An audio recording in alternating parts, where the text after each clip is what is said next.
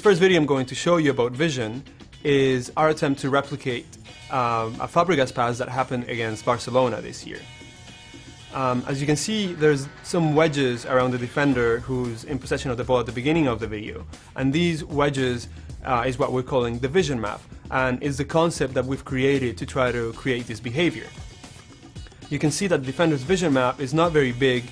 He doesn't have a lot of vision behind him, and he doesn't see all the opportunities that are presented in a play at a given moment. But now, when we run the video and he passes the ball to Fabregas, who is around the middle of the field, as he gets it, you can see that his vision map is much, much larger, and this is because of his vision attribute. And now this vision map changes on a variety of things. The opportunities and threats that I mentioned affect how much the vision map slows down as it hits that player. The vision attribute also affects how big the vision map is in general, in terms of the angle that he can see, in terms of how much he remembers after seeing an opportunity, and all these different things that create a very, very sophisticated system to really replicate the behavior of players like Fabregas and Xavi.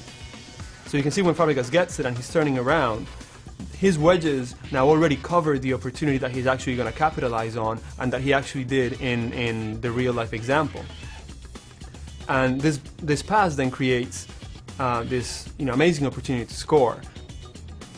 Now, when we run the test again, by keeping all the variables the same, but only substituting Fabregas for another player, in this case it's J.S. Park from Manchester United, you can see that the outcome is going to be different.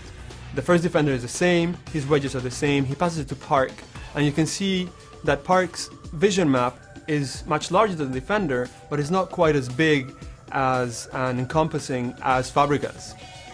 Because of this, as he turns, he's not yet ready to make that pass. He hasn't seen that opportunity yet up the field, so he's still considering other things, and eventually he does. You can see that the vision map eventually gets to that place of the field, but now it's too late. He takes 2 touches on the ball, as it takes time for him to see the whole play develop, and when he plays the pass, the defender is actually the one that ends up with the ball, because the attacker has now given up on it.